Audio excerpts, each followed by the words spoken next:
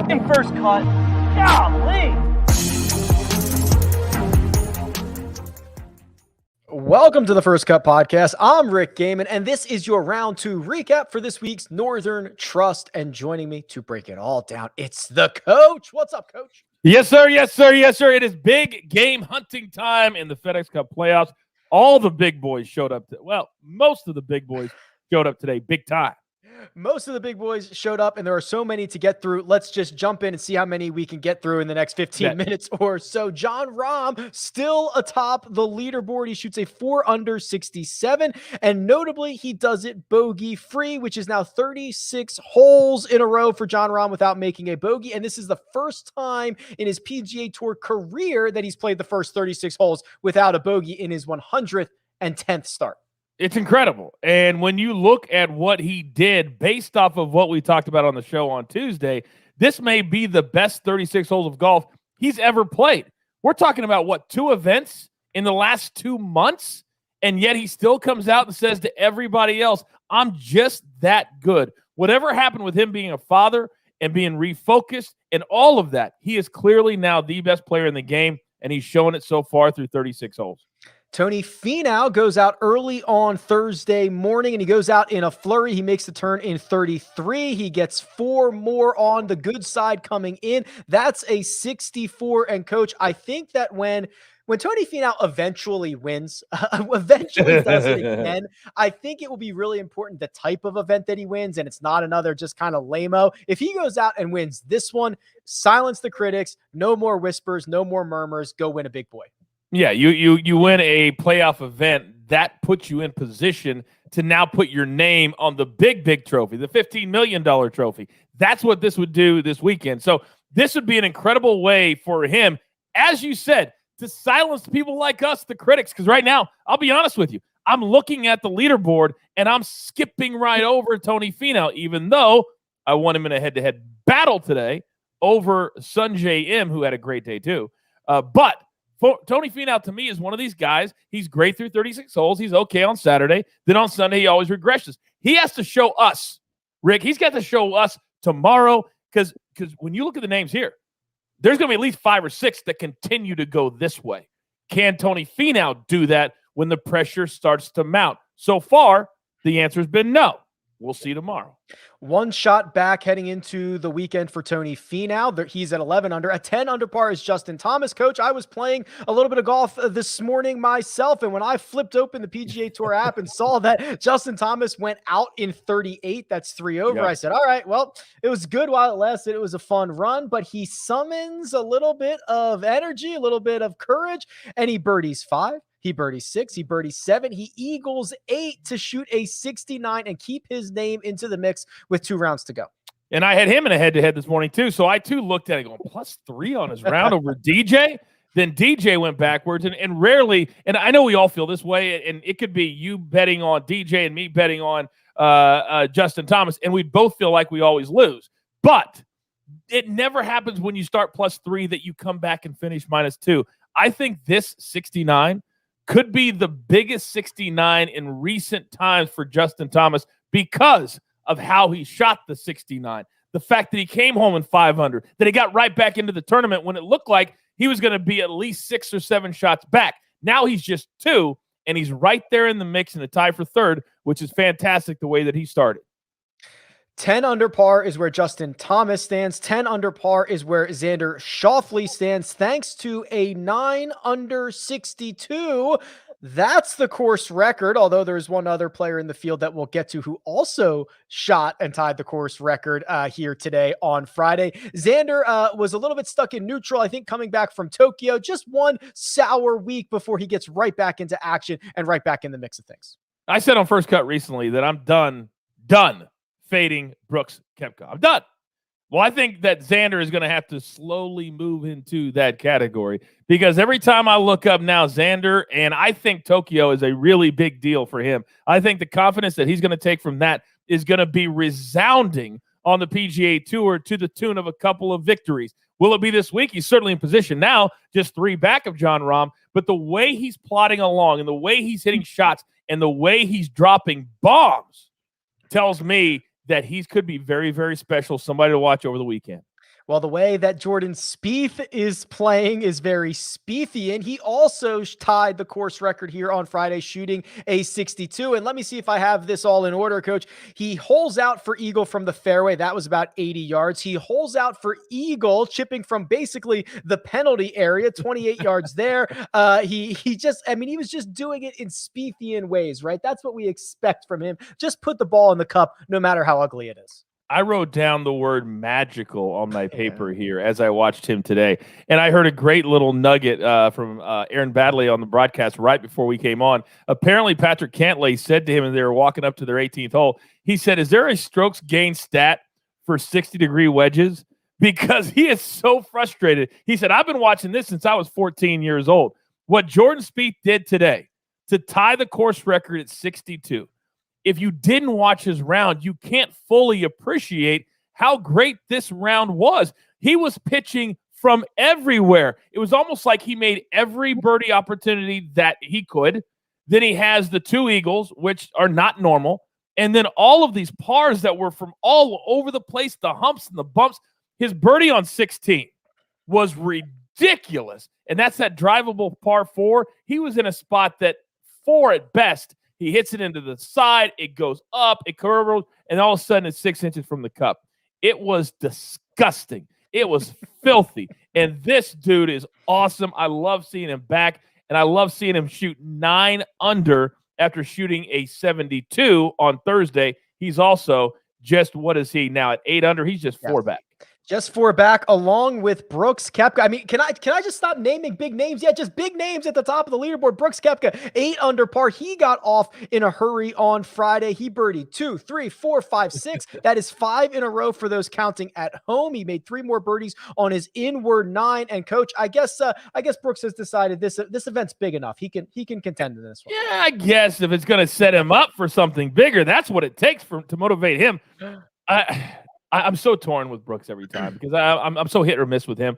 I love cocky people because I, too, am very, very arrogant at times. But sometimes you're like, can you please just show me that you enjoy being as great as you can be?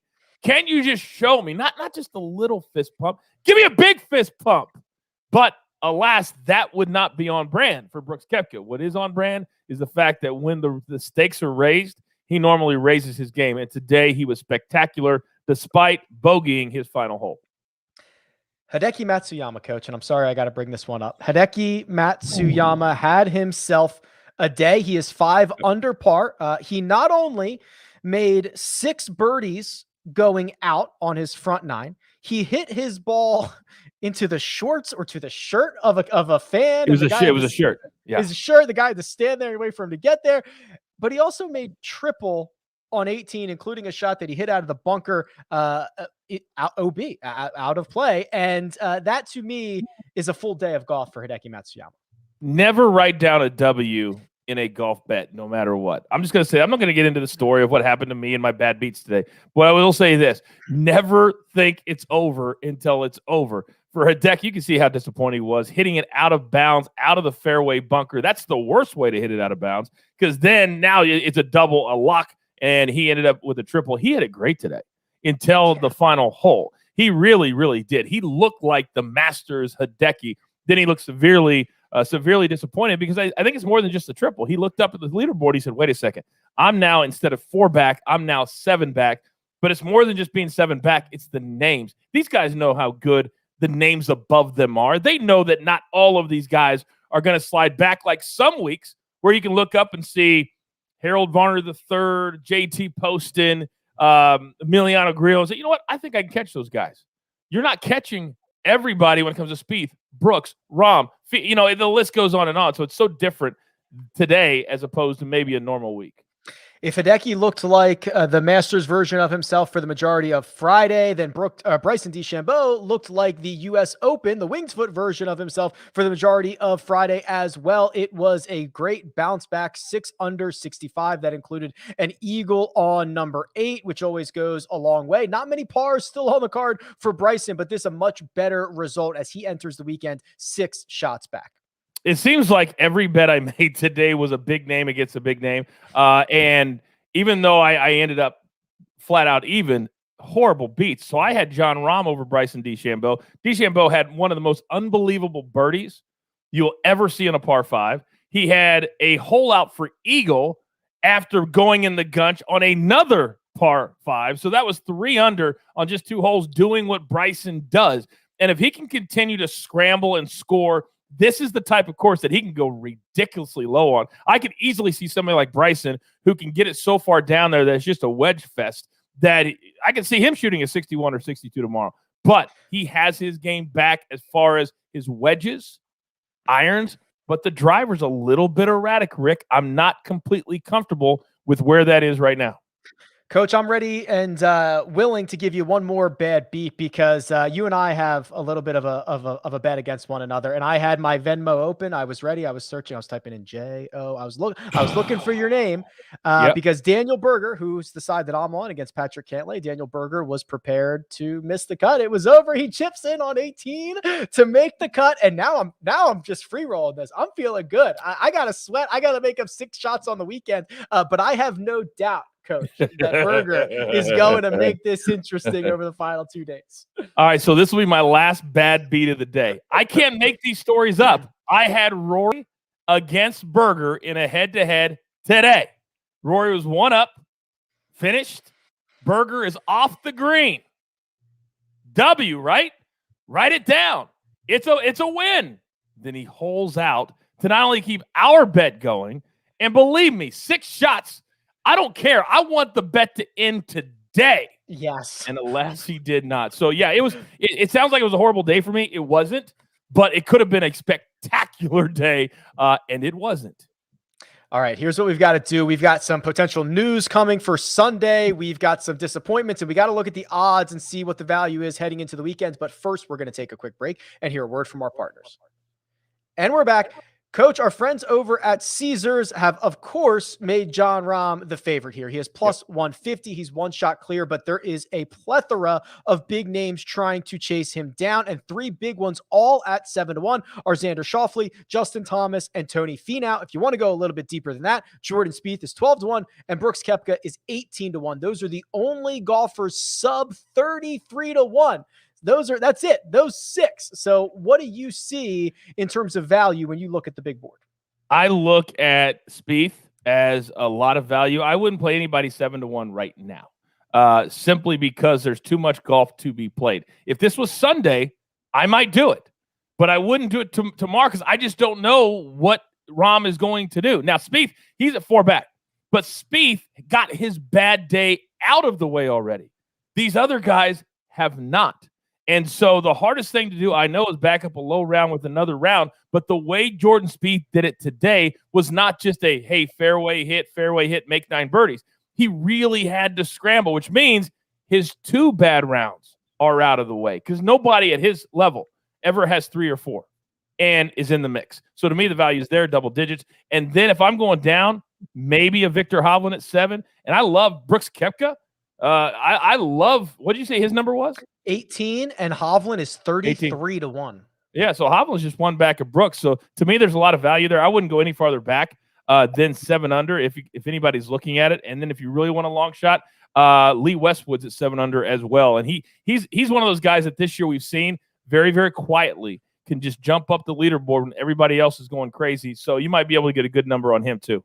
Lee Westwood is 125-1. That is certainly a good number. Coach, we're about to get out of here, but real quick, our leader in the FedEx Cup standings, Collin Morikawa, has failed to make the weekend, and it's going to cost him. He's going to drop out of the number 1 spot. It's obviously going to depend on how it all shakes out, but he right now is projected to drop to 7th.